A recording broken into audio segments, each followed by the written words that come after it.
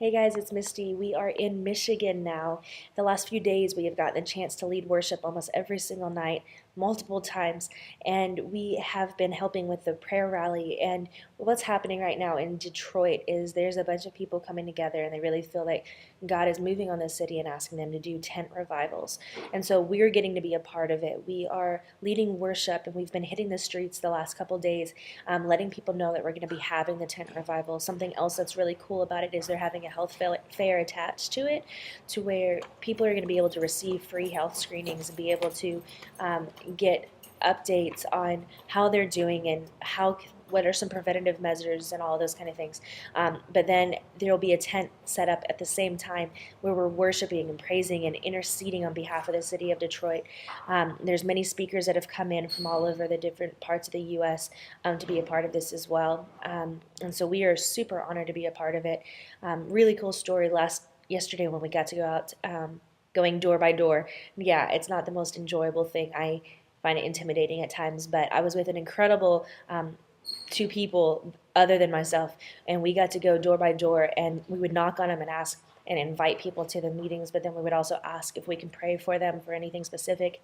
And so there's this one house where I got to help and pray and make relationship with these three people. One of the guys had a stroke 7 years ago and hadn't been able to move his leg or his arm on his left side. But after we got done praying for him, he lifted his leg higher and his arm higher than he has done in 7 years. His mom was like rejoicing and praising God because she knew the miracle that it was. Was he walking? Well, we got him up out of the chair, and he was picking his leg up and doing more with his leg than he's ever been able to do. Normally, he drags it. And so, no, it wasn't a full healing where he was jumping up and down, but it's super exciting to know that I got to witness God do an incredible act on this family, and they recognized it as God. They knew that it was His movement and His touch. And so they've committed to come this week and to join with us in worshiping, and they're bringing more people. So we're hoping to see lives transformed this week, not just by healings, but the ultimate thing is to see the Lord move in the way that God is touching them and they recognize Him as Lord and Savior. And so be praying with us as we do that. One last thing that I wanted to give you an update on. While we were in Indiana just this past week, we raised another $1,700 or $1,800, which is a huge miracle. We weren't even expecting it, but we still have a need of about $6,500 more dollars to be raised for our time while we're in Peru.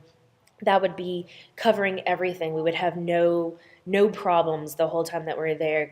Be completely covered, as well as not having to really eat just rice and beans every day. Not saying that's what we'll do, because God is faithful and I've seen Him come through in so many different ways.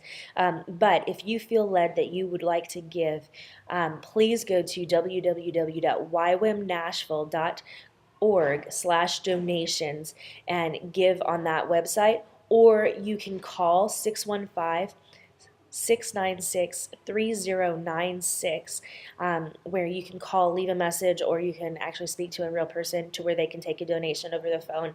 But anything you're able to give, please notate that it is for the Peru team, as we are still really trying to raise these funds to make our time in Peru successful. And we know ultimately God's going to get the glory for whatever happens. So thank you for your prayers. Thank you for your support. And we cannot wait to share the testimonies of what God is doing with your help. Thank you.